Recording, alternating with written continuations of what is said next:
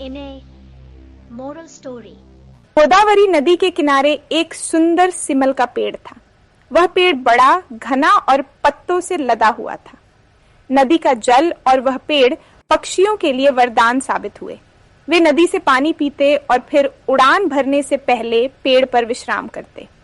पेड़ विशाल था, इसलिए विभिन्न प्रकार के पक्षी उसकी शाखाओं पर बसेरा बनाए हुए थे। इन्हीं पक्षियों में एक कौवा था जिसका नाम था लघुपतनक। उसकी बुद्धिमानी और दूरदर्शिता सभी पक्षियों में प्रसिद्ध थी। पक्षियों की उपस्थिति की वजह से अक्सर वहां बहेलिये भी आते। पक्षी उनसे डरते थे, लेकिन लघुपतनक की उपस्थिति से उन्हें बहुत राहत मिलती थी। वह चारों ओर की गतिविधियों पर नजर रखता और पक्षियों की सुरक्षा के लिए सतर्क रहता। एक सुबह लघुपतनक ने देखा कि एक बहेलिया दूर से आ रहा है। वह सिमल के पेड़ की ओर बढ़ रहा था। समझदार कौवे ने राहत की सांस ली जब बहेलिया पेड़ के पास से गुजर गया, लेकिन उसने अपनी नजर उस पर बनाए रखी। उसने देखा कि बहेलिया कुछ दूरी पर जमीन पर दाने बिखेर रहा था और उन पर जाल फैलाकर खुद पेड़ के पीछे छिप गया।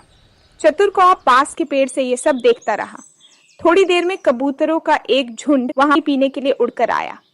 उस झुंड का नेता चित्रग्रीव लघुपतनक का मित्र था। बहेलिया पक्षियों को आता देख बहुत खुश हुआ।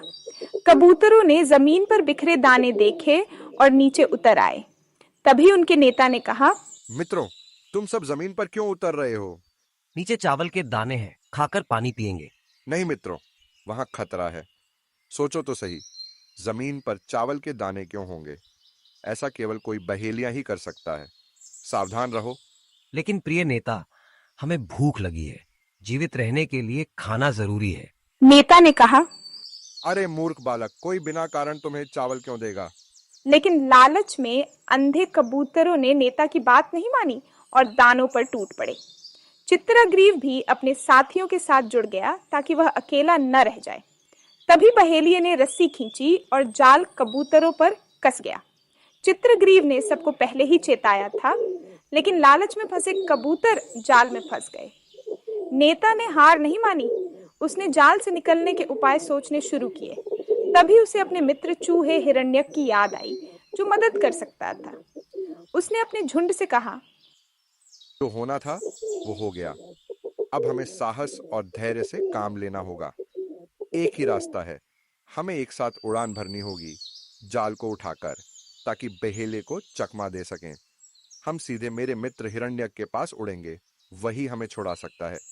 1, 2, 3 गिनते हुए चित्रग्रीव ने संकेत दिया और सारे कबूतर एक साथ उड़ गए। वे जाल के साथ आकाश में उड़ने लगे। सारे कबूतर आनंदित थे। बहेलिया स्तब्ध रह गया। वह हड़बड़ाहट में लाठी लेकर उड़ते हुए जाल के पीछे दौड़ा, लेकिन वह कितनी दूर दौड़ सकता था।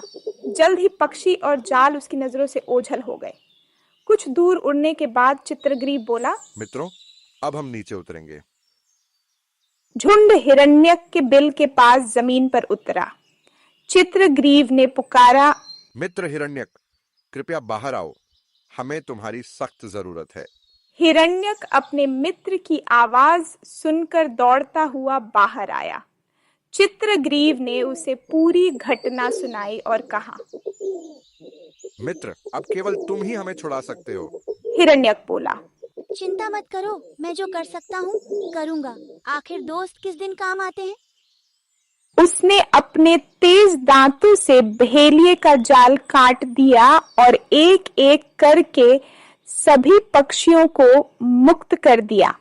कबूतरों ने चित्रग्रीव और हिरण्यक को धन्यवाद दिया, जिन्होंने उनकी जान बचाई।